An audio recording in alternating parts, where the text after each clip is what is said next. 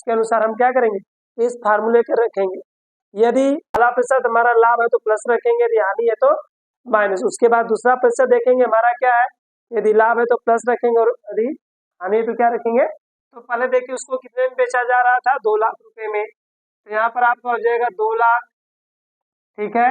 ये हमारा हो गया 2 लाख गुणे 100 प्लस माइनस दूसरा लाभ। तो देखिए दूसरा लाभ हमारा कितना है, 40%।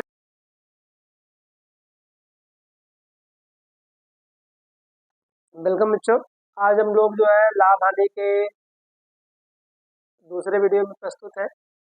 आज हम लोग अगले वीडियो में हमने जो पिछला वीडियो था हम लोग ने उसमें लाभ हानि के फार्मूले और कुछ साधारण प्रश्न देखे थे।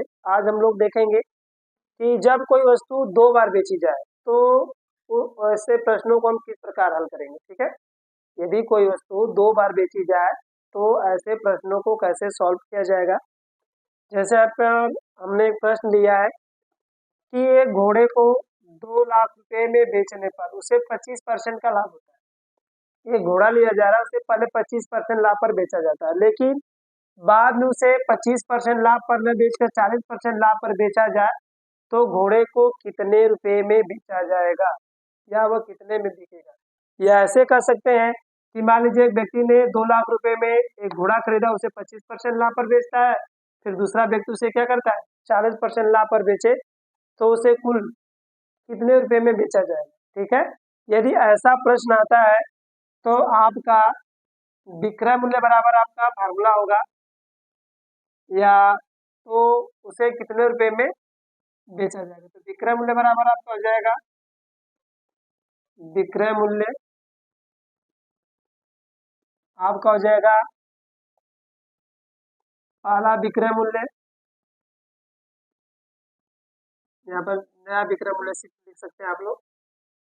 देखिएगा नया विक्रय मूल्य नया विक्रय मूल्य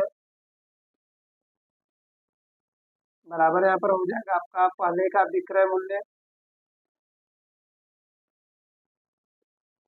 यहाँ पर गुणे 100 प्लस माइनस यहाँ पर आपका हो जाएगा दूसरा लाभ या दूसरा प्रतिशत,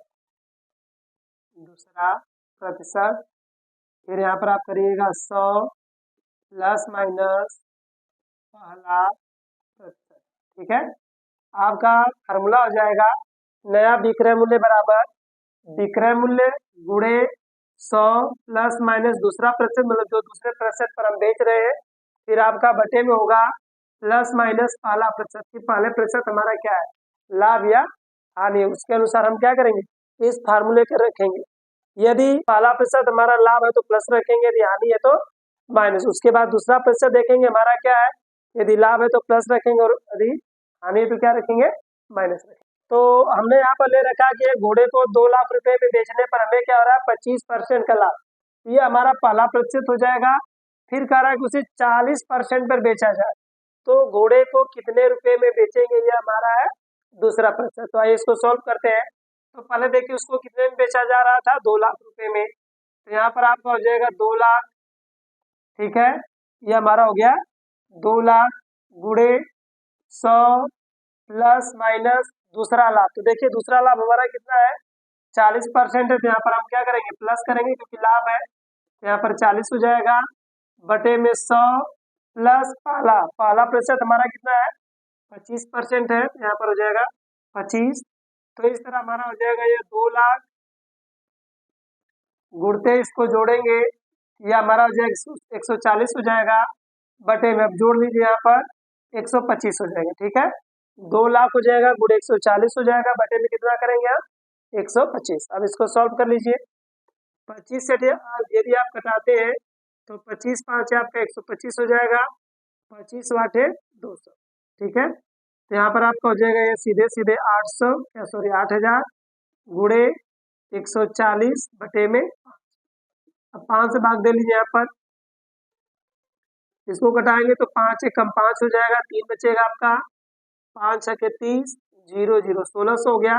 1600 का गुणा करेंगे 140 में, ये आपका हो गया 0 0 0, तो 16 चौका 64 तो 4 करिएगा, 6 हो जाएगी आपकी, 16 कम 16, 16 छाप पर कितना हो जाएगा 22। अर्थात हमारा जो घोड़ा है अब वह 2,40,000 रुपये में बिकेगा। कितने में बिकेगा 2,24,000, सॉरी यहाँ पर आपका जो है हमारा जो घोड़ा है वह 2,24,000 में बिकेगा। कितने में बिकेगा 2,24,000।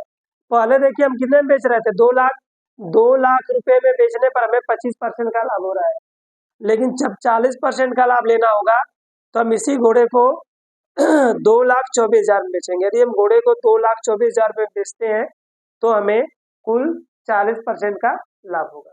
ठीक है, अगला क्वेश्चन नंबर 2 क्या कर रहा है कि एक व्यक्ति ने अपनी गाड़ी 35% लाभ पर 15,000 रुपये में बेचा। एक व्यक्ति जो है अपनी गाड़ी 35% लाभ पर 15,000 रुपये में बेचता है, तो कह रहा है कि वह उसे कितने रुपए में बेचे कि उसे 10 रुपए की हानि।